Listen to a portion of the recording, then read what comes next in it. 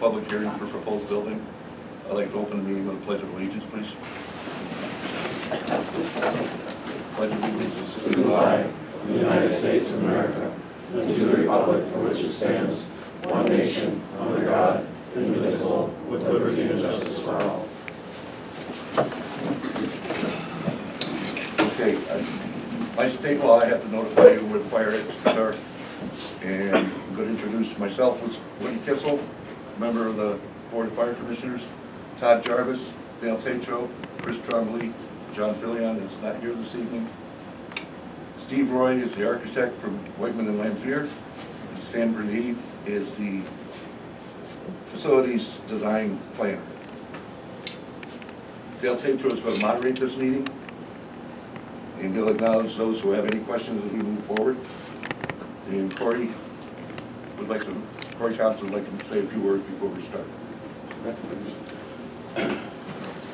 I'll ask Roger Favreau to join me, our EMS board president. I apologize for the way I'm dressed. I just came from softball practice, but if anyone that doesn't know me, my name is Corey Thompson. I am the current EMS captain for Champlain Moore's EMS. We have certainly monitored the production of this building project over the last few years, and we felt it necessary to come here as an agency, and on behalf of Champlain EMS Incorporated, we want to publicly go on the record as being in full support of this project going forward. We are no stranger to the needs of space, and we can speak firsthand to having operated out of this building for over a decade, that this building is certainly just simply outdated, and the space is certainly needed for the fire department. And I can also say with confidence that when this building goes through and it is built, we will see a rise in membership activity. We will see a rise in volunteerism. If you build it, they will come type thing. We built our station in 2015, and we have seen such an influx of paid staff and volunteers, and just a rise in morale.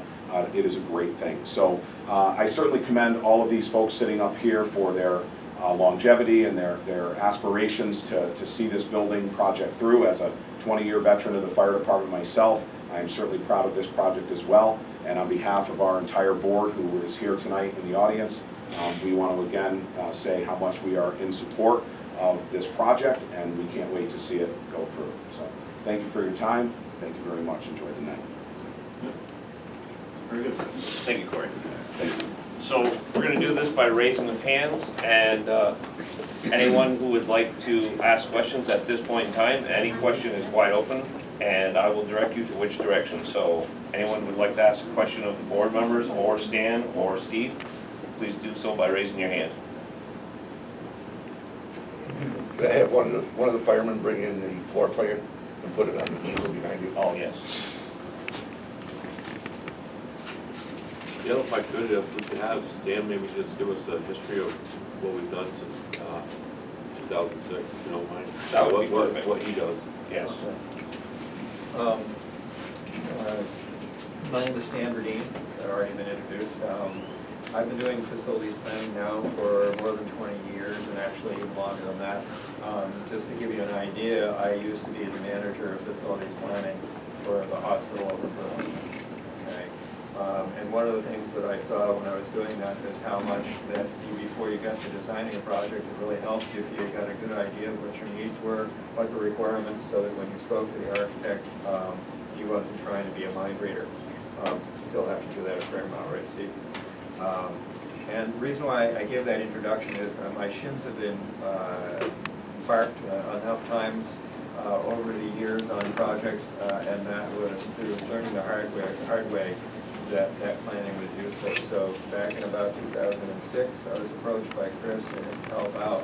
The reason why we mention ancient history is simply for the fact that from my perspective as a consultant, I have seen this board and the previous members of the board struggle with the limitations of this building, and what would be the right thing to do for the community, what would be the right thing to do for the fire district. And over that time, when we were also working with the emergency services even, and we looked at that. So it has been a, I'm gonna say a prudent process over a number of years, including a possible renovation here, and then with finally the purchase of a new site and the CLEAR program to go forward with that. So that's it in a nutshell. I know there's a lot of details which you may want to ask, but I don't need to bore you by trying to guess every question you might have. Thank you, Stan. So is there anybody who would like to ask any questions at this time? What will happen with this present facility and the grounds? We don't think, I'll let Chris, Well, a couple things Mike, we looked at, we did have the current fire station, which is here, it's a commercial building. We did have it assessed by Matt Ware to see what the potential use could be. Because we have also the house next door, which is at the same day and the same time, we also had Joey Trombley come in and do an assessment on the house. There's a couple different options we can do. We can sell, hoping that this goes through, or assuming this goes through, we can sell the lot as a whole, both the house and the, this building here, or we can subdivide it again. This was subdivided at one time, or was divided at one time. We actually joined the property next door. I forgot what year, some years ago. And so we have two different options to that. Now, they both said the values of the sum, so there is advantages to both selling the whole property as a whole, the house and the building. There's been, I don't want to speak for a village, but maybe I'll stick my neck out. I don't care, I'm not a village, but I'll stick my neck out here. You know, there's been some talks, not official talks, but a lot of what-if scenarios. What if, you know, the village could utilize the building for maybe the DPW, you know, all those things are on the table. What our board wanted to do is we've had so much focus on doing our due diligence on this building and getting it right that we wanted to wait and make sure that the vote goes through, and then we would start assuming the vote goes through and it's a positive outcome for us. Then we would really ramp up those negotiations to say, what's the future of this building and what's the future of the house next door? There's, and maybe Janet can speak to this, but there's, you know, we have to be careful with zoning and things of that nature. When we built this building in '86, I had just joined, and then, of course, they started in '85. We were a village fire department, as you know, and they got grandfathered in the zoning, so we'd have to look at that. There's a lot of different things we have to look at. There has been some interest by some folks, both in the house, which we use for our district office, and there's also some interest in this building too. Not for a fire station, but for a Butler building type thing, you know. Obviously, there will be some renovations involved. Yeah, my concern would be that if it did sell, I'm talking about the building itself, for some time, then there'd be possibly a demolition consideration. And if so, we're looking at a lot of money to do that. Potentially, I mean, if there was, I mean, the other folks will speak to this too, I think it'll sell. I know the house will sell, because again, there's been some, we're still in a pretty solid market in terms of house sales and things of that nature. What's valuable here though is the land. The land always goes all the way back. Some years ago, and Todd can speak to this, we subdivided the land. We had a good portion of land, but we also worked with our neighbors, if you will. I'll throw some names out there: Red Mars, the Padres, Jack Thyro at the time, and we subdivided the land so they can have more lawn, that type of thing. The biggest challenge here is that we're on a gully. At the end of the day, we can't go left, we can't go right, we can't go south. And as you people probably older than I do remember, we're on a gully. We filled in the gully, but there's a lot of challenges here. Okay. And the sale of both or all is one. We've agreed to, that money's gonna go against whatever money that we borrowed. So knock that down. Okay. So that'll help taxpayers out in the long run also. Okay. I have a question for the building itself. If not, the building itself sells, would it be wiser to, like the gentleman here just mentioned, just turn the land back to land. And kind of, since you have the whole new building going over there, and the egress is way better, I love the idea. Modernizing is definitely needed. I don't know how electrical it's going with panels, things like that, future-wise. But as far as a local that lives right down the street, I am all for it being moved away from where my children play out in the front yard. So, that's kind of like, you already have a yes vote from me in that general area when it comes to this voting time as a person that votes. And straight up thinking about the building itself, what really need is it right here, like you say, in the valley? That may be a bridge that we cross after. Maybe The station recycle is the up. old material kind of idea, maybe, or whatnot, future-wise? I mean, long after, I mean, I'll be long gone too, but Yeah.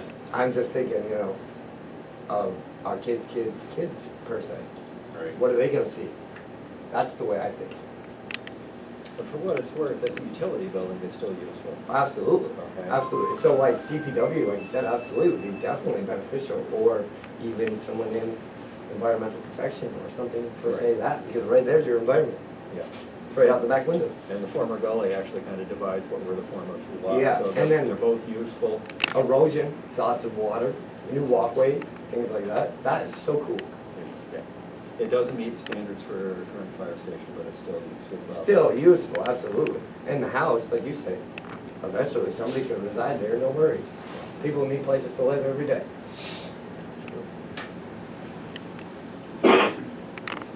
Just a couple things. Since the border federal buildings are in this district, has the federal government been approached as far as funding? Second thing is, what if the bids, you go ahead with this building and there's an override on the cost? I mean, you got a X amount of dollars, but with everything today, things are override now. You're setting an amount of per thousand. How's that gonna be adjusted, and how's that gonna We be? can speak to the federal part of it. Since 2006, we worked hard with board directors, there's been 3 of them since then. Obviously, they're the board directors and people that work up there. They're residents, or they're, what I want to say, they're not leaseholders. Leaseholder is GSA still. And there's been no interest in terms of helping us out. We've reached out to several of the federal politicians, if you will, applied for grants and things of that nature. We do have a little bit of hope with lately Billy Jones. He's trying to pass a bill in terms of supporting fire stations. I don't think it's gonna be in time for this project, whether it passes or not. But yeah, we've reached out to the federal government many times. The biggest asset we have, and somebody can speak to this, I don't know, probably Stan or somebody, whoever dealing with fix, but is rural development. They've been our worst nightmare and our best friend at the same time, because, and I'll let Stan and those guys speak to it, but the packet and the hours that we have into working with RDA or rural development RD, and those of you who've worked with RD before know this, it's not easy. Juanita's shaking her head, she knows. There was a that's- lot of hoops that we had to Yeah. jump through, and a lot of, Woody and Chris, there was a lot of, and too bad Tammy wasn't here, a lot of work that she had to do to get us to where we are today, for all that stuff. And the federal money that you think should or could be there was not there. And, yeah, no, That's a good question. And as far as like Stan and Steve, as far as the overrides and stuff like that, I'll let them answer that. Go ahead. Now, your bid is, your bid under price is like 6 million something here. That's includes everything, groundwork, everything. That is everything, yes. Now, what if this passes through the vote and the board, the bids come in higher?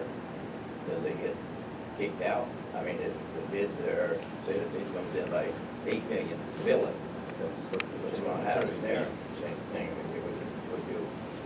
it'd have to be dissolved. You No, no, it doesn't, no, it does not, just to reassure you, it does not have to be dissolved if the prices come in higher. There are two things that are probably useful.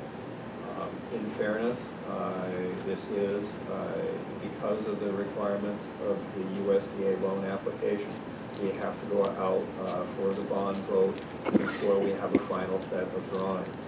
That said, the architectural firm that we're working with has an in-house estimator who is an experienced estimator, having worked with a large construction company before, and so they have helped us doing the estimating. The prices right now, we all know, are very unpredictable, so it's a fair question for you to ask what happens. We have been carrying about 23% in contingency overall. Now, some of that, you always have to have a certain amount of contingency for what might be called construction surprise. You start digging, you discover you got something in the ground that you simply, couldn't anticipate. There's also a certain amount that you need to leave for inflation, because if you're estimating it now and it's not going to be built for a year, there's another factor there. And if you're doing the estimate on the basis of what's called a schematic design, not complete design, there's also a little bit of a need for some contingency, because the price might change when you dig into details. We all know that when we take a guess at something and then we go out to buy it at the, let's say at Lowe's, if you go there, oh my God, and it doesn't seem to go down, it always seems to come in a little higher than what you guesstimated. All those things are true, but because of that reason, we did carry a contingency. And also, just for what it's worth, there's a couple of other things. One, the bond vote is slightly higher than what was put into the USDA. Now, we still have some sense that maybe the pricing might come in higher, but we won't know until we actually bid it. The second thing is we actually spoke with USDA. I spoke with USDA. They, as Chris was alluding to, they've been very, very helpful. We shared the fact with them that in the latest estimate from the architect, there was some indications that the prices might be higher. But in discussion, all of us in discussing, we acknowledged that with that kind of estimate, there was no reason to start saying, oh my God, we've got to put in this even higher. So we prudently carried a little bit higher on the bond vote than the amount that was applied for application with the USDA. In USDA, when we spoke with them, they said, we don't even consider an additional funding until actually the bids come in, and there are processes for amending the funding. Would they like to do it? No. Would we like to do it? No. But there is a process through there. The whole thing is not a house of cards that somehow falls, if something happens in the correct construction estimate. So we prudently tried to do our best to define a course in terms of the cost as well as the design. And now we really need to have the permission to proceed and then be able to bid it and find out what the actual cost is. Steve, did you add? So if it comes in at $7,500,000, is that, do you proceed to $7,500,000? That's the question I'm asking. We're certainly not, let me answer that by saying we're certainly hope it doesn't come in that high. But okay? what if it does? Well, in one sense, we'll cross that bridge when we get there. We have no reason to believe that it's going to be 7.5, because as I said, we've got a substantial amount of contingency. We have been through that here before where the bids came in 25% over, so I understand and respect your concern there. We have every reason to feel, though, that with our current consultants, that they have been more careful in that way. And beyond that, I don't know any way to better predict the future than the way that we've carried that. And if I may say, that was part of the experience of getting my shins barked many times in being the manager of facilities planning at the hospital, and then subsequent projects over the last 20 years as an consultant. That's why you carry that kind of stuff. And that's not to in any way rebut your concern, but I'm saying literally it's a concern that we share, and that's why we carry that. With that, I'll try, maybe Steve can weigh in on this. Yeah, the budget and knowing that the previous project was over budget is certainly a sensitive topic here. So we've tried to consider throughout the process how to avoid that as best we can. It's probably one of the it is the trickiest time to estimate things, because products are not available, things change, and escalation has been a factor. So all that in mind, our estimator has 40-plus years of experience, handles this day in and day out, so has very up-to-date and accurate information that he can work with. So we feel comfortable in that sense that we're in the right direction. Our contingencies we feel are adequate. If there is, a bid time overrun, we would work with that bidder to identify where we can save money. Trying to deliver a project that meets all of the goals. But you still didn't answer the question. You still didn't answer, if it comes in at $7,500,000, do you go to $7,500,000 without further approval? We have to go back to the voters. Okay, that's the question I wanted to We'll have to go back to, that's. So, okay, that's the question I wanted to answer. All right. I see the final plan here. Did you have A or B plan before this? Oh, God, yes. C and D also. Were they less expensive, more expensive? We're on all ends of the spectrum. This is the final And project. this was the final project, and this is with Steve and Stan, and this is what, Was this a Bentley or was this a Right. Pinto? no, this is by no means. Looks like kind of a mid Chevrolet. Yeah. It's gonna be an exceptional building when it's done. It's probably gonna be one of the top ones around. But at the same time, it has to be, it has to be functional. And putting that building where we're gonna put it, makes it extremely functional. I mean, we have, on that same corridor, all our, mutual aid, Chazy is right down 9, Rouse's Point is right off 11, Moore's is right off 11, and so it's gonna be, response, it's a perfect spot for it. So, that The answer, thing is, let's go back to what Bruce said, that now if this goes over and it is played around and go over, your tax rate per each people's house is gonna be, It's gonna going have up. to, yeah. This is what you gotta look at, I mean, Right. if it goes over, you're gonna have to go back and make a cut, because you've gotta put a tax rate now, and then say it goes over. right. Every one of these little houses, everybody farmed is gonna go up. We can't arbitrarily just go over, we can't just carte blanche go No. over the project. If we get approval Yeah. on the 16th, or we get a yes vote, that's our budget. We Yeah, can't, the bid comes in right, over, Right. so you're approved. So you'd have to cut something back on your. We'd have to figure something out to, yeah. That's my question for the architect. Where are the firemen gonna lose if that cut occurs?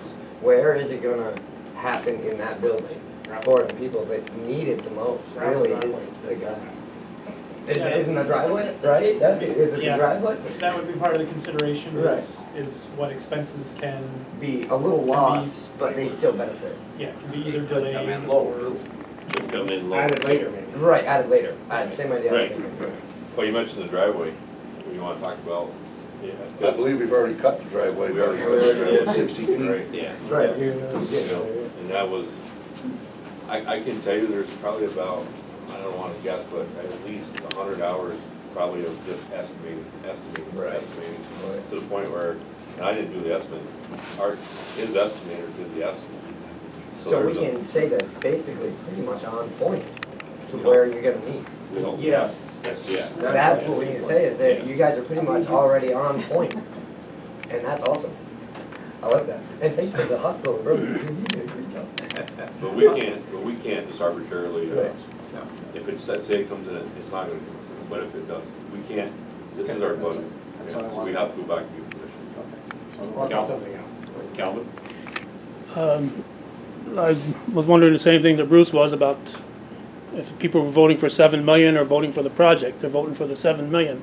And I'm rounding it up, it's only 100,000 away from 7 million. But you're talking a 20% cushion in there. Do we have your assurance that if you don't need to use that cushion, 20% of 7 million is 1.4 million? Right. You don't have to spend it just because we said you could. Right. we're all in agreement on that. We've had this discussion. As a board, we've had the discussion that if the building comes in at 6.5, Yeah. we don't borrow any more than what we need to pay for the building. We are only taking what we need, whatever, when that project is done, that's it. Because of all the things we've been through, USDA holds all the money until, as each phase of it is getting done. Yeah, they dispense it over time, you have to submit, regular things, and so you're not paying interest on any of that material until you actually use it, and then it's finalized when it's complete. And Stan could more elaborate to this, but going through USDA, each way along this building, they have inspectors that are gonna come in, like, I'm talking from dirt, excavation, to concrete, to everything. They're gonna be inspecting that building over the inspectors that Steve's gonna have there. One other thing that might be reassuring, okay, is that the building is neither a Cadillac, nor is it something that's gonna fall apart tomorrow. It's not simply larger than this building.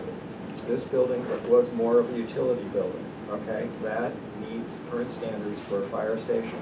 The quality of construction is meant to, last for a long time.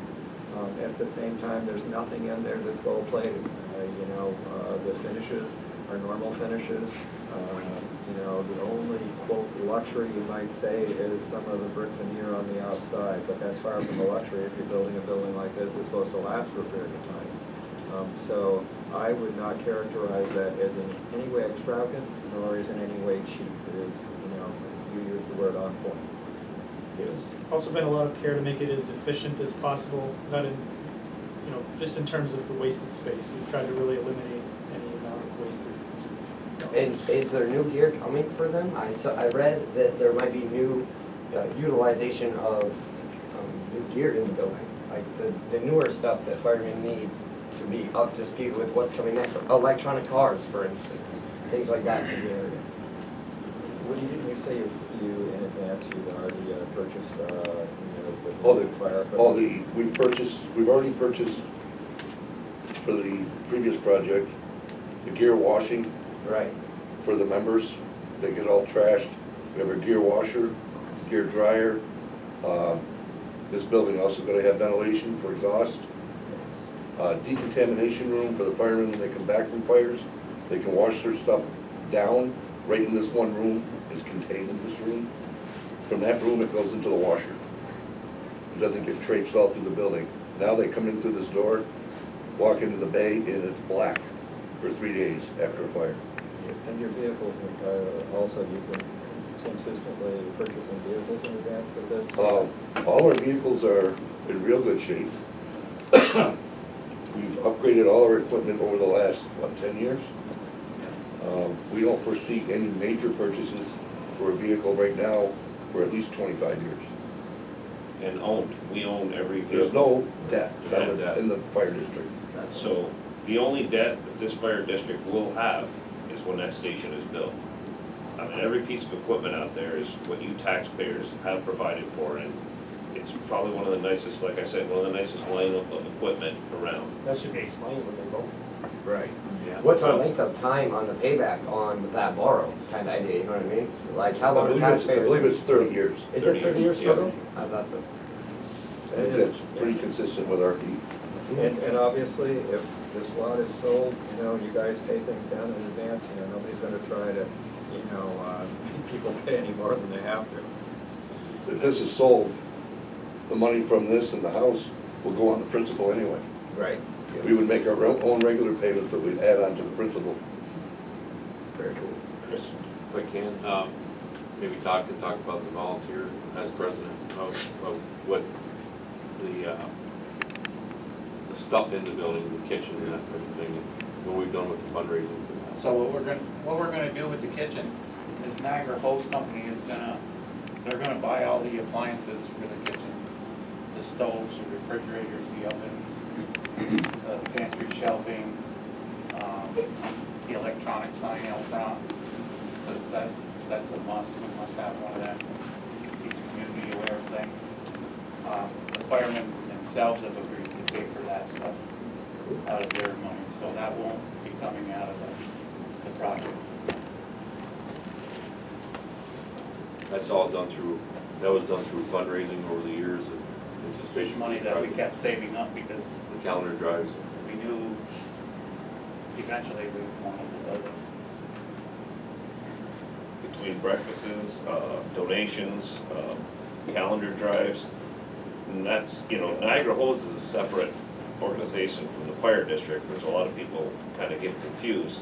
And these people have worked crazily hard. I mean, like, and, you know, and they answer the call at 2, 3 in the morning and, you know, and there's no paycheck and anything like that. And then they're doing fundraisers. And, you know, I tip my hat to these guys and gals all the time. And that's kind of one of the reasons, as a big business owner in this town, that I'd like to provide these guys with this building. You know, a really nice place for them to do their business. You deserve a round of applause, honestly. They do something they don't have to do. Thank you guys. Did we answer the questions that the two gentlemen, yourself, were there other questions? The only thing I'm looking at that is set that tax rate to the houses and the people now. This should go over. We don't plan to have it. We don't want it. We don't want it. We're paying taxes too, every Yeah. one of us is. Yeah, you know, We're all, everybody shouldn't go over. If they pull the handle, say yes, they know this is what they're gonna do. the only thing I can say is, and you know, we started this back in 2005, 2006, we were a young fire district at the time, we were still getting it, we were a village fire department for a long time, and we were scraping the barrel. Don't want anybody in the village to take offense to this, but it was tough. It was tough being a village fire department. We had a lot of debt. We got out of that debt. We purchased some vehicles, as Woody alluded to. So we've been doing a good job over the last few years, paying off our debt, having no debt. Obviously, if this goes through, not to put him on the spot, but I see Eric walked in, our emergency services director, who also, I can remember sitting with him. Actually, I had him and his father come up at the time and speak at our fire commissioners meeting. They were in the process, or just got done building 2 stations in South Plattsburgh. You know, I can remember the sticker shock looking at it and saying, you guys are nuts. They worked out of a building smaller than this, at least in Cliff Haven anyway. Actually, both stations were small. And all I know is, and maybe, again, I'll put them on the spot, but the more we wait, the more expensive it is. I can tell you that. What was the original number from the first time the vote went out? What was that? The previous vote? 4 4. million. A little over 4 million. 4. And that was when? What year was that? 2019. 2019. And that was a little bit apples and oranges. And part of the reason why that price came back in was because of a change in prices of the steel. There were some other factors. Another factor was the landscape was considerably higher, which was something that actually had been predicted. But in the review at that point, they felt that maybe that wasn't the case. So there were a bunch of factors. Also, the other thing that was not apples and oranges was that was a renovation. And the existing structure here of this building did not lend itself to the most efficient new layout, nor it was also going to be disruptive during that period of time of trying to renovate and operate a fire department at the same time. So it's a bit of an apples and oranges, whereas this one, fully compliant, nice layout, that is efficient in terms of footprint, not going to break the square footage, et cetera. What was the tax rate increase then? What was it, guys? I don't remember on the tax. It was a gallon of milk. It was a little bit less than this. It was about a gallon of milk at the time. I remember that saying. That's saying, yeah, It was like, I don't know what a gallon of milk was in 2019, but 2 something maybe per thousand. per thousand. Somebody had asked though earlier, Scott, not at the meeting, but I'll say is that you bring up that $4 million or whatever it was, that money's not spent. That was forego. In other words, that was never, some people, I think, probably don't understand that. We never used that money. Never even got the money. Yeah, we never got it because COVID hit and decimating, you know. COVID, we went to bid, we came in $1 million, we had cut $1 million off the project, and this was a bare bones renovation. We cut $1 million out of it, the bids went out, they came in $1 million over what we already cut out. 25% over. So, I'm not gonna There promise comes a you point where that you gotta walk surprises away can't from happen, something. but No. we don't expect 25% over. I can tell you that, like you said before, there's hours and hours and hours of estimating, that's gone into this, and more on your part, on Tony Lanfear, but, there's just so much time that went in estimating, I mean, And we beat them up. yes. And I don't mean that in an unkind way. No, yeah. But when we interview, okay, when we interview people, the sensitivity on the board, I mean, I can speak to that because, you know. You were part of the Part process. of the process. And everybody was gun shy because of precisely how much that previous project came in. Oh, it was way over. And these guys brought me in to do a postmortem, so to speak, and evaluate the bids against the estimates and see what drove the cost and interview the contractor, et cetera. And then as a facilities planner, we went through room by room, closet by closet, every square foot of this new building. And that's what Stan does as a facilities planner. And to be honest with you, he dug out the paperwork from 2006, which he has, and we expanded upon that. And I can tell you every square foot, every tile, every piece of sheetrock is estimated to the best of the building. And then these guys are there. So have you had actual, like, 3 people that are estimators estimate what that costs? The building itself? Yeah. 3 people. So 2 would, one would be high, one would be low. If you have 3, you would get the average. Yeah, I mean, we've looked at it, we've got one that does a detailed takeoff, and then we have other people reviewing the same takeoff. Any actual construction company that looked at it and did the bid themselves? Just for The person that is. a fantasy bid? So the person that is doing this actually does work for a construction company and has up-to-date information. He does this independently from his other job. Now, another thing is. He's this- trying to No, just Because, estimate. we just talked about, I mean, the 19 bid come in at 4 million, add on to this, and that was rejected, scary. But now you're talking only like 3 million more, put that up. So that sounds like more scary, that won't come through at $6 million, $7 million, because how much are you gonna put here at 4 million, and then you estimated 3 million? So that's quite a change the size of the building from what's gonna add on here. And they were putting 4 here, they take that. I could double check the square footage. It's not a substantially different program than what was anticipated. So I'm not sure if maybe I understand your I question. should tell you that they can't build that one for 7 million. So a big proportion of the money that was gonna go into building this building was in the earth. That was Earth moving. Earth moving. Because we had to dig down, Yeah. and then we also had to set up, like Chris said earlier, we're also in a valley. More than that, we had to have to work with DEC and drainage and work all that water out that you're now gonna make easily flowable, because now you got concrete walls and all that, and you had to worry about your walls, getting washed out and all that stuff, so Yeah, still, but it just. there was a lot of seems numbers that, and groundwork seems and like that's concrete. 2 million more to build that from what wasn't here. I'll throw myself under the bus at times, because I wasn't on the board at the time. Their estimator let them down. Their architect, previous architect, let them down. Flat out. I'm gonna tell you the way Because it when we is. went into the other building, Yeah. we kept That's saying right. to them that it didn't sound like enough money. And we said that almost through the whole Every project. meeting.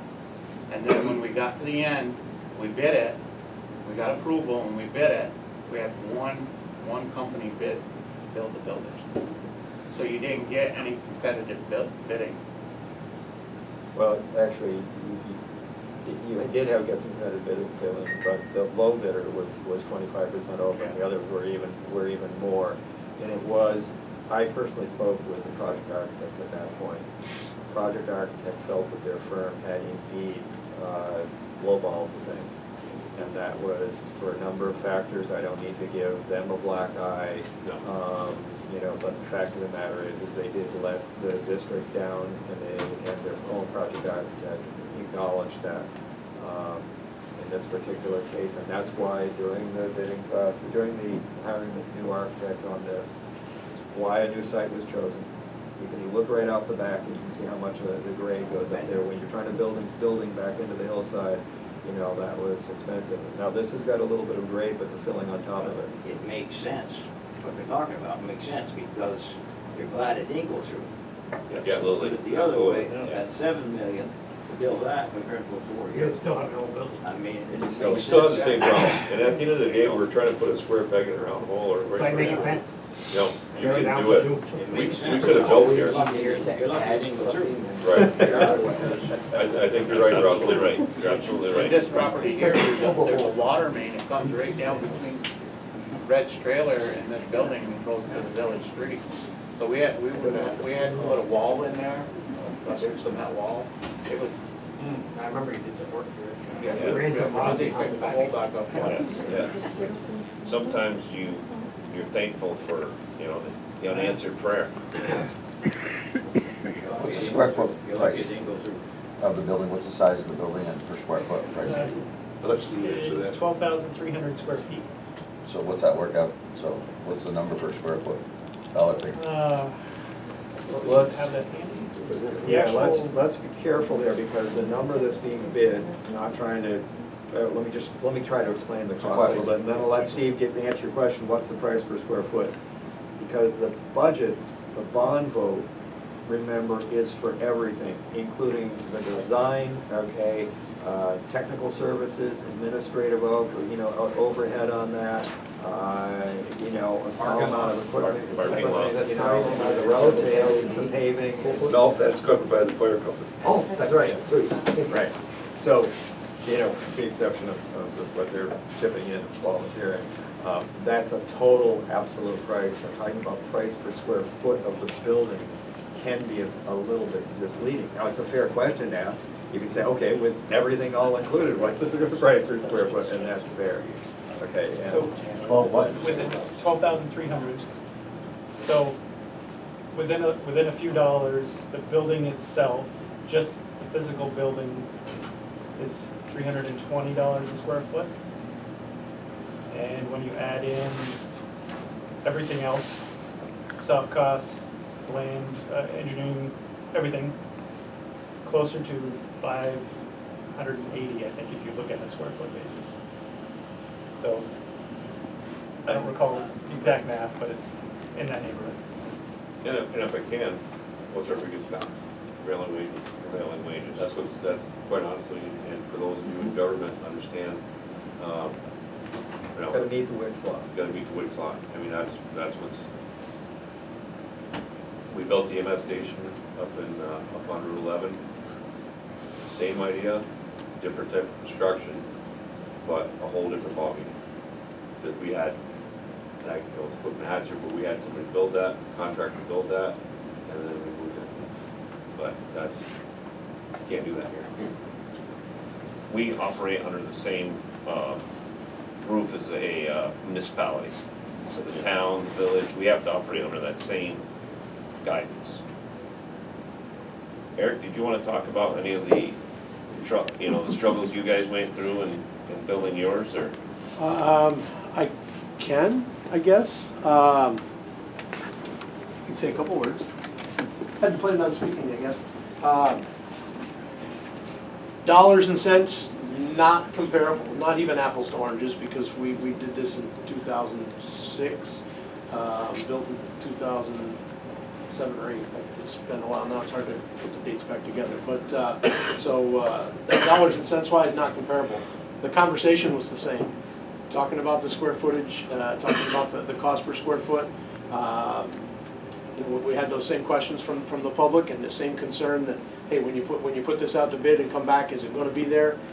You kind of put your trust in the design professionals that are running the numbers, and I think you got a good team here with the board and the crew that's been working on it, certainly. from a facility point of view, I can't tell you enough how important it is to have a decent facility.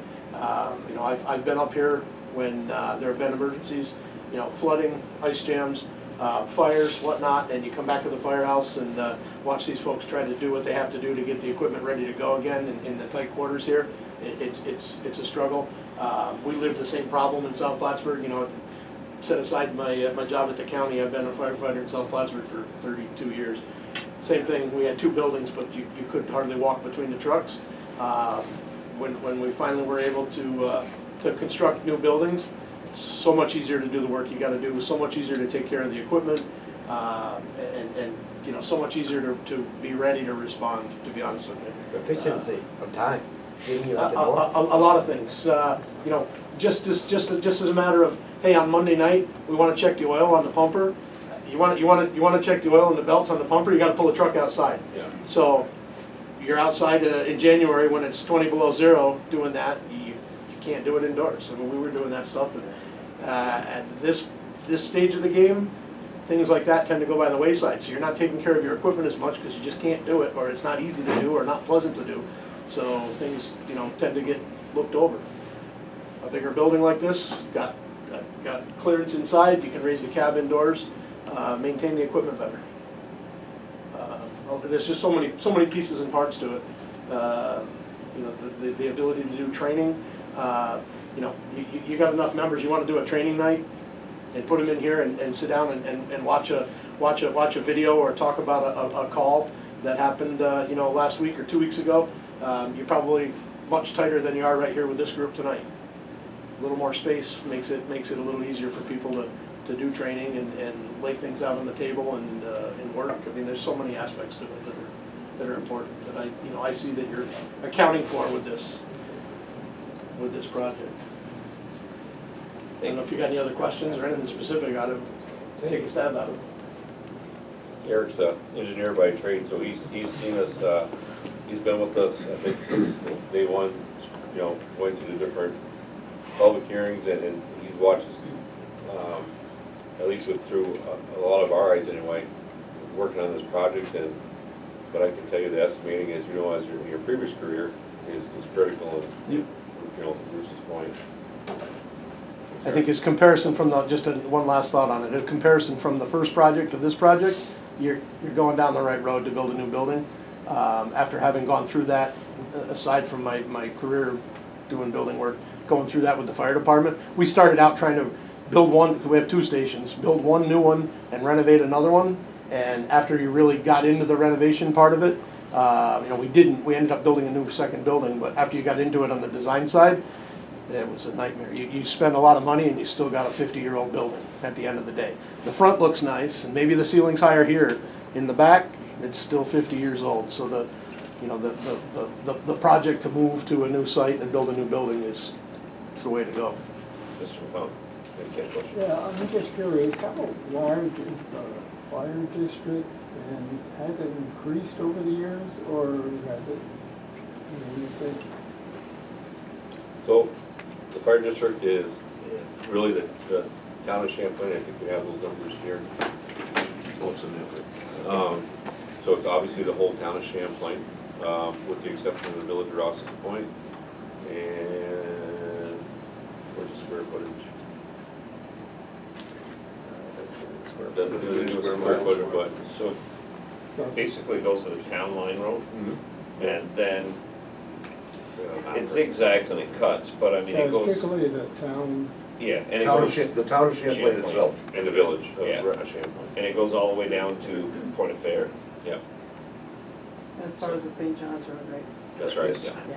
Includes Coopersville. Includes Cooperville, Lake Shore Road. And there's a part of Shazy address that the district kinda Covers. covers. It's still in the town of Champlain. Go down to Stetson Road to the railroad tracks.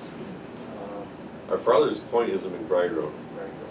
Because I went on a call there one time, I forgot, I think it's 8.3 miles. We used to, back when we had more time, we used to take our cars and figure out the mileage, but I think it was like 8.3 miles to the end of our line on McBride Road. the other thing I was thinking about was from here 2019, I guess rings the bell now, to present, have you looked at the increase or decrease in population as far as the number of units you would service now versus in 2019? And did it increase or remain the same? Or It's roughly level. It's roughly level. It hasn't, It really hasn't fluctuated. it hasn't fluctuated that great. Okay. Any prediction of it increasing in our future? That's not our. That's out of our, That's crystal ball. we protect it, we don't know how we don't build them. Yeah. We did, Mike, they'll work with the county planning department and pull the demographics, we work with real property. We mentioned a couple things before, you know, not advocating their business, but Joey Trombley and Matt Ware, Matt on the commercial side, Joey on the residential side. They're still out selling houses, like, you know, you go to buy a house right now, and so they're, the population, yes, we've lost a major industry in the area, but obviously there's industries that pick that up. It's not Florida. No, thank God. But yes, we've looked at, spent a lot more in the beginning, I think, on the demographics. Because we had to do the demographics when somebody had asked before, I think Bruce, about going to the border. Anytime we do any grants or anything of that nature, federal grants, federal government's not bad, and some of the other Americans especially can help me out with this, but the federal government is really good at helping you with gear, apparatus to some degree. We've been very lucky to get a lot of good grants over the years. But when it comes to buildings, you know. Well, what I was alluding to was the tax levy, or, you know, Oh, yeah. from a population standpoint, your tax levy would vary. I don't know. Well, on that, just, it was rechecked, not too many months ago, again, with the county, in terms of the demographics. So it wasn't just, you know, what we've done in the past, but for USDA, part of that application is all that documentation, so we rechecked it. Indeed, it has been flat, and it's anybody's guess whether maybe it'll continue to do that or grow. Nobody's expecting it to go down. Eric, not to compare, but did you work with RDA, Rural Development, when you built your building? We did not. Did not. At one time, we had a vote whether to work with them or not, because the task ahead of us to deal with rural development was so daunting and so time consuming.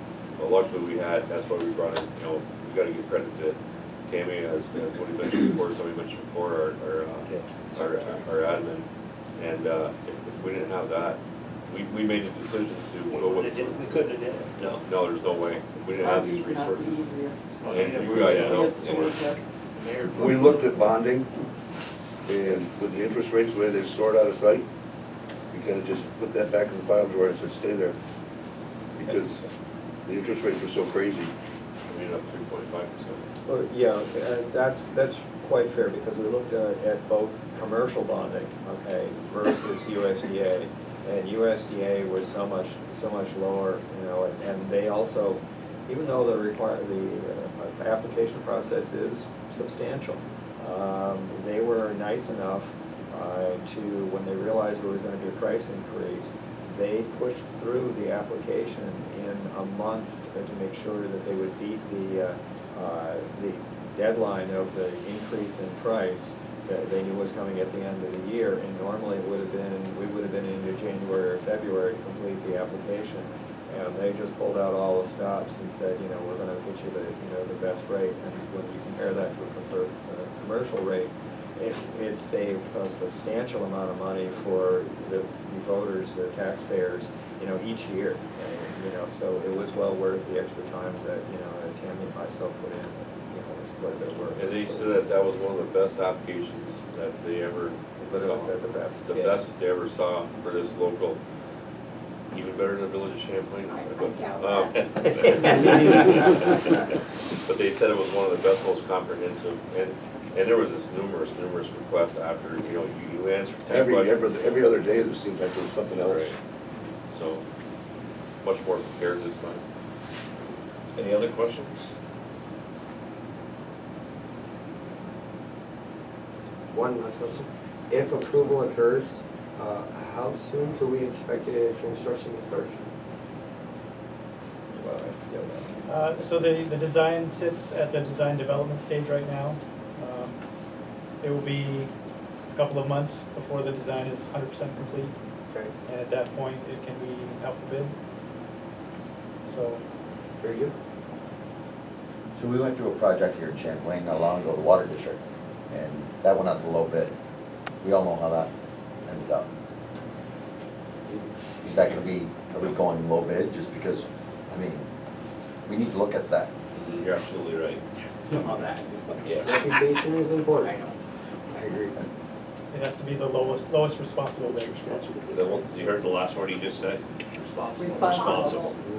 That's what Do a back check on it. our predecessors that did the water did not do. You're absolutely right. They can get bonded and figure everybody around, And then figure the reliable other thing- contractors now, and yeah. if they get bonded, they gotta be bonded. I think you heard with USDA and with RDA, they won't allow for any shoddy contractors to even put a bid on it. So that's, all that work that Tammy did for us is gonna be huge in the end.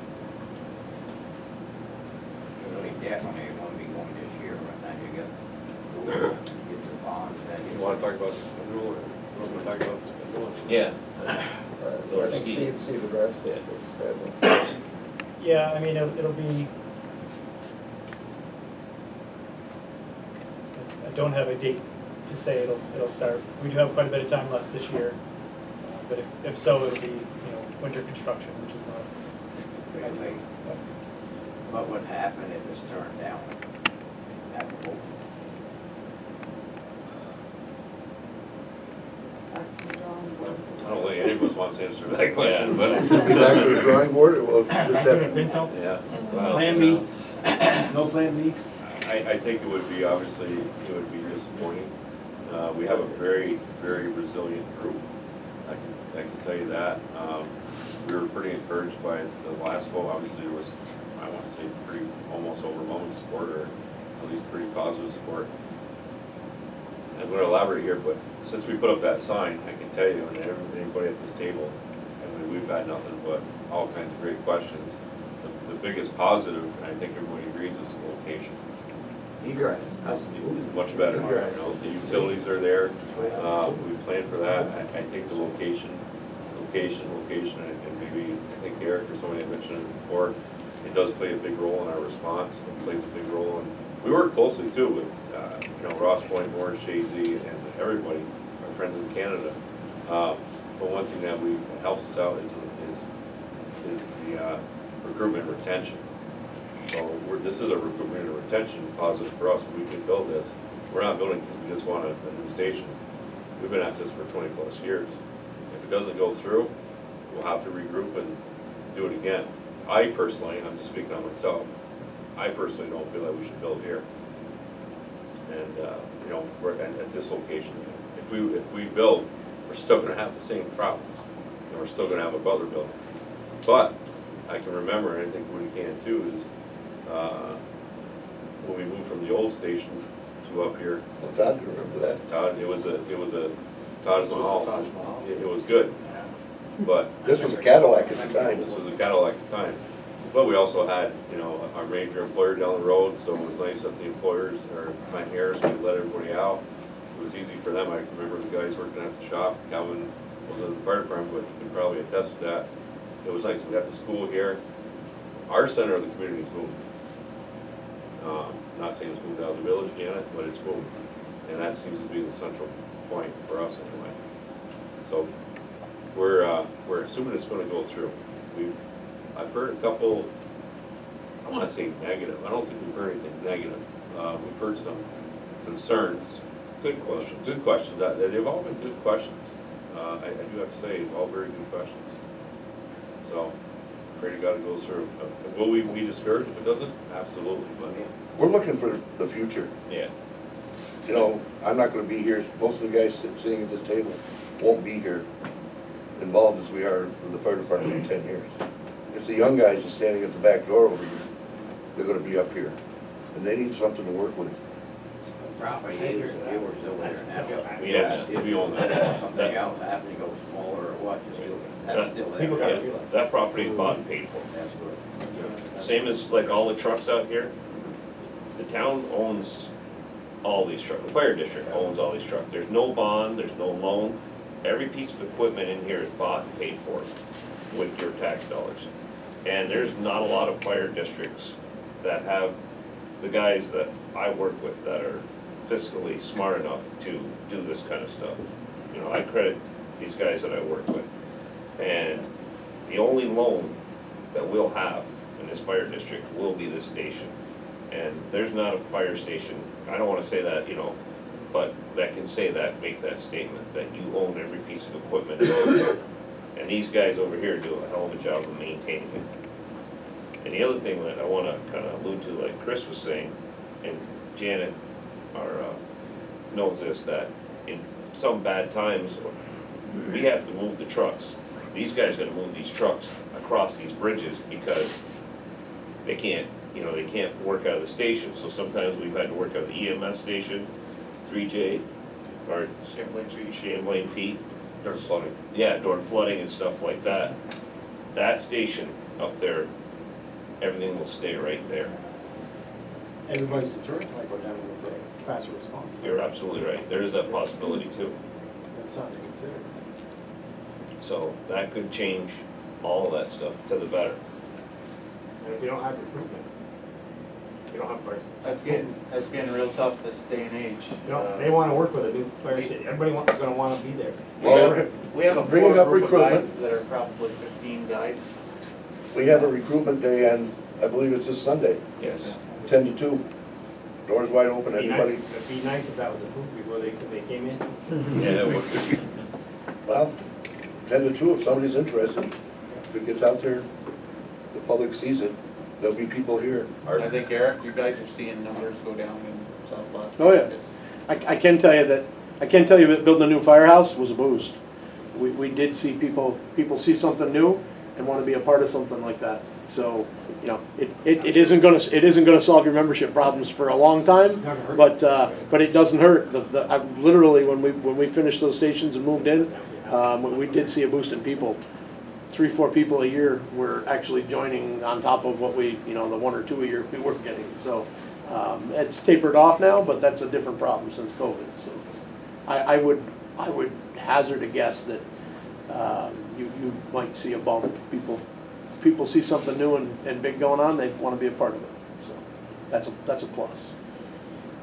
And we have worked, you know, you talked about the water system, I know it's had its issues, but we got a pretty robust system right now, pretty solid, both in the village and the town.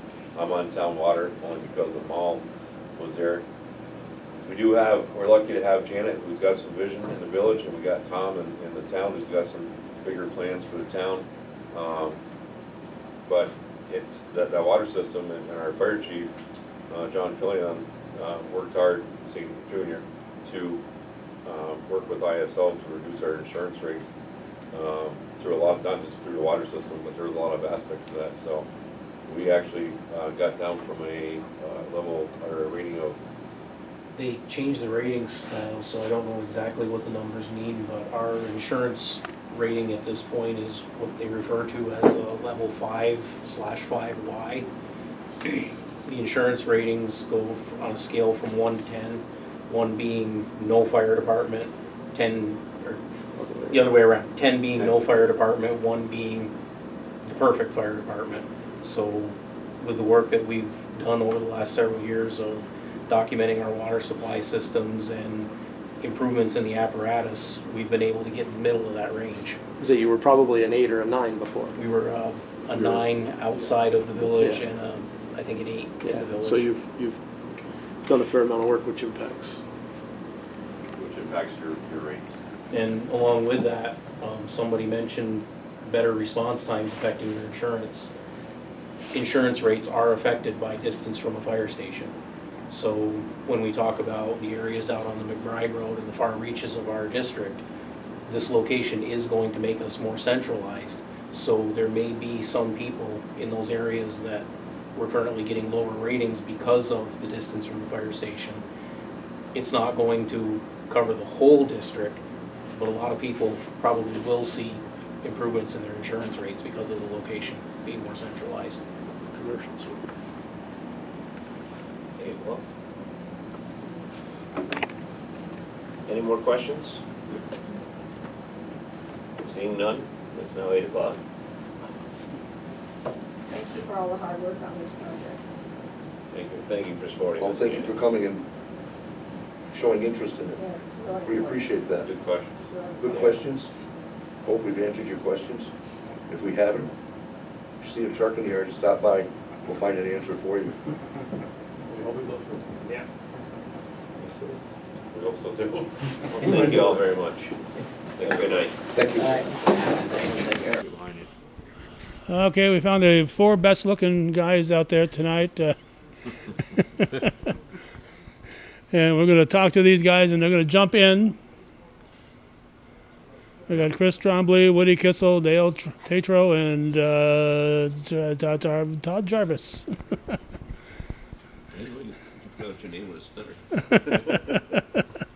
And we wanted to do is take a look at what we've been talking about here as far as the new facilities. We're in the old facilities here, and as you can see, it's very crowded in here. So crowded, in fact, that you've got equipment stored in another place besides this, right? We stored at a garage on Oak Street, and we have 2 Connex containers out in the backyard filled with various stuff. If you turn your camera that way, that's the district office in that house. Yeah. Former George Favreau home. Yes. Yeah. And that's near the library here, right on Elm Street. And this new location is pretty much at the intersection of Route 9 and Route 11. It's the entrance and exit is on Route 11, I assume? Route 9. It's on Route 9. We thought about Route 11, but it would have been too much of a traffic hassle. We had to bring in too much fill to bring it up to grade. On Route 9, we'd be able to come out and utilize the lights. Well, I think your egress is a lot smoother on Route 9 than it would be on Route 11. So Route 9 is the one that goes towards Shazy. Route 11 goes to Mowers and Rouse's Point. This would be the new facility. Looks, we've got this over here. This looks rather big, and when you look at it over there, it doesn't quite look as big, but these are all the trucks that you can squeeze into it. It's a floor plan. We move this to some better light. That's good, that's good. No, I'll put it over there. No, it's good. You sure? I'm sure. All right. Does he like this all the time, guys? Yep. Yeah, I'm like that all the time. Look at, now he's ruined it. Okay, so we got, this will be the, we'll call it a garage part here, this pink part. Equipment bay. Yeah, yeah, it's, what you're gonna be putting in there is trucks and Trucks. stuff, yeah. Boats. Okay, and what's this next little section here? What's all this, pink? That's a radio room, day room or standby room when there's a standby crew at the station, storage, equipment maintenance, 2 showers, decontamination room, decontamination corridor, laundry room. Yeah, That's all for the firematic business. So Woody, if you go back to the day room and the radio room, and you can point at that, Calvin. Yep. So when we had a catastrophic fire like St. Mary's, Mhm. you might have people from St. Paul, Quebec, Hemingsford, South Plattsburgh, that are in that station, in that day room and in the radio room, waiting on standby in case there's another fire in our district. Right. Or somewhere else. That's right. Okay, so those people are on standby Here, right here. and this will handle any calls coming into the station if people are on standby. Okay, and then you got some blues here. What's the blues? Blues are the chief's administrative offices, the chief, Niagara Hose, which is the fire company, office storage, which is all the records we have to maintain by state law, and the district office. Okay, we should point out that this here is facing Route 9. Yes. This is the Route 9. And then you've got area here. This will be a... This is training and community room. Yeah, so if you have a pancake breakfast, you can have it right there. Conversely, if we have to evacuate people, This would be the location where we could put them until we can put them to, move them to another location. Yep, we had the flood of '96, the ice storm of '98. 98, there were people sleeping on the floor in the bays Right. for 28 days. And the former Legion was very useful back then too. It's no longer a Legion, so it's no longer. So that's what the inside is going to look like. So this is an aerial view of the proposed building. And this is where the former Walgreens is. This is a white spot over here. Yep. It's now a vacant building, but Walgreens Pharmacy was there right on that corner. And pretty good sized parking lot. Do you know roughly how many vehicles you're going to be able to squeeze in there? Since this was drawn up the first time, this has been shortened up, the driveway's been shortened up some. So you can make There's a more. cost savings. Uh-huh. Okay. And there's enough parking for, is it 50 vehicles? Okay. Which will handle a fire easily because you don't have that many people showing up. Well, Well- you had your pancake breakfast at Right, the fire. right. That's what I'm thinking. When you have See, fundraisers. if there's a or- fire, the firemen will be parking here. Right. This will all be administrative or whatever is needed. And then the bays are drive-through bays. So Okay. you drive around the building and come in through the backside. And this is the side view. This will be facing the south here. This. This is facing south. Yeah, so that's so that's what the new facilities, proposed facilities will look like. There's another public hearing, as we're taping this on the 20th. There's another public hearing on the 25th, in 5 days from now, correct? Yeah. And the vote is when? May 16th. May 16th, right here at this fire station? Fire station. From, is it 1 to 9, or do you know? It is, Somebody knows. yep, 1 to 9. 1 to 9. 1 to 9. I assume that's PM and not AM. PM. All right, so the 16th, is that a Tuesday, or what is that? It's a Tuesday. Tuesday. Tuesday. So don't go to the town office, don't, No, you come here. come here. This is where the, anything else that I should be asking you guys? I think Be the careful, biggest thing- Eric's here, Eric's he'll, here, yeah, he'll I'll correct be you if you careful what I miss it, say. yeah. Well, I think Eric can support us on a county level, and I know he's here to do that, but also on a firematic level, that there's definitely a need. So it's not, this department just doesn't affect us, it affects the whole community. It's a kind of a vision or representation of the community, much like, he's in South Plattsburgh. There's a lot of thought that went into this and a lot of time estimating. I know that was one of the big concerns. We've been at this 2006 or more, so a long time, and we hope to get the support. And We screened, what, 4, 5 architect and engineering firms Yeah. before we even settled on the current one we have, Wegman and Lampier. mhm. We sent letters of interest out to 15 and received 6 replies. Yeah. Couple of them were as far south as down near Canton and down near Corning. Yeah. I think there was one down near Corning, and we wanted to keep it as local as we could. Yeah. And we know that there's a huge impact on a impact on the taxes, and good news, bad news is we all pay taxes here, every one of us, some more than others, especially on the farm. Yeah, rich people, yeah. Yeah, well, easy on the farmers pay taxes, but it's money well spent. I mean, if we didn't believe in it, there's a lot of time, effort, sweat, time away from our families on this project, so. Yeah, it's volunteerism is getting scarcer and scarcer all the time, so anything. We see it. Eric and I were just talking about some calls, not just in our county, but other counties, and we see it in Canada. We were just talking to Eric, when I go up to Canada for mutual aid, now they have 2 or 3 people working out of these stations, typically young men and women. I'm not saying that's not going to happen someday. It probably will. I hope it doesn't happen, but volunteerism, this has a direct correlation to our volunteerism in Champlain anyway. All right, and speaking for old people like John over here and myself, it doesn't seem that long ago that this building was dedicated, but it's Yeah. it's over 35 years now. Yeah, it's 1980, 86. 86. Yep. Yep, 86.